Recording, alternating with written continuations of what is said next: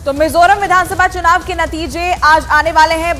बस कुछ मिनटों का वक्त अब बचा है जब वोटों की गिनती शुरू हो जाएगी। मात्र 5 मिनट अब बचा है, 4 मिनट अब बचा है और उसके बाद वोटों की गिनती शुरू हो जाएगी। 80% से ज्यादा मतदान हुआ था। अब ईवीएम में क्या कैद हुआ है, बस बहुत जल्द आपको भी पता चलना शुरू हो जाएगा।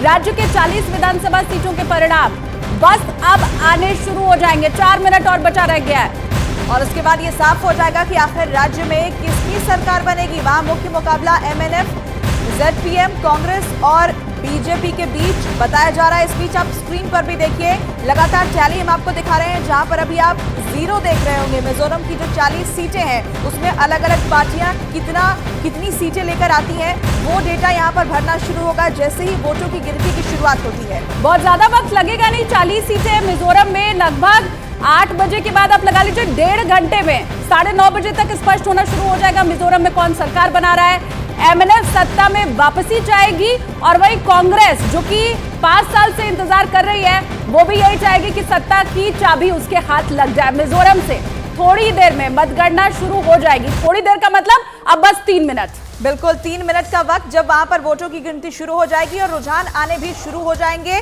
और लगातार बड़ी कवरेज आप न्यूज़ 18 इंडिया पर देखेंगे। 2024 के लोकसभा चुनावों का रुझान कल देश ने दिखा दिया।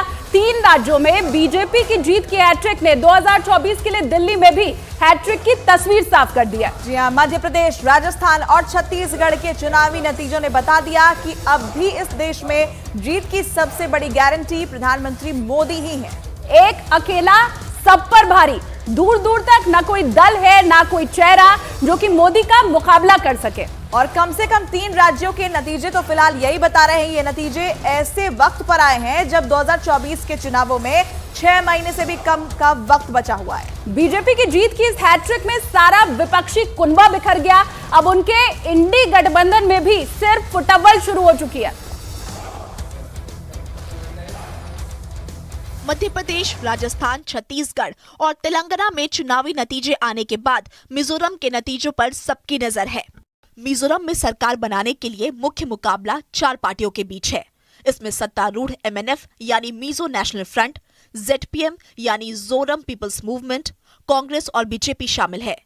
एमएनएफ, जेडपीएम और कांग्रेस सभी 40 सीटों पर चुनावी मैदान में है। वहीं बीजेपी ने 23 सीटों पर अपने उम्मीदवार उतारे हैं। 2018 विधानसभा चुनाव की बात करें तो एमएनएफ ने 27 सीटें जीतकर कांग्रेस को सत्ता से बाहर किया था, जबकि 1 साल पहले ही 2017 में बनी नई नवेली जेडपीएम 8 सीटें जीतकर दूसरे स्थान पर रही थी। सत्ता से बाहर हुई कांग्रेस ने 4 और बीजेपी ने 1 सीट जीतकर मिजोरम में पहली बार जीत दर्ज की थी। हालांकि इस बार देखना होगा कि जनता अपना विश्वास किस पार्टी पर जताती है। एमएनएफ के जोरमथांगा अपनी सरकार को बचा पाते हैं या फिर पूर्व आईपीएस लाल दुहोमा के नेतृत्व में जेडपीएम पार्टी सत्ता में आती है।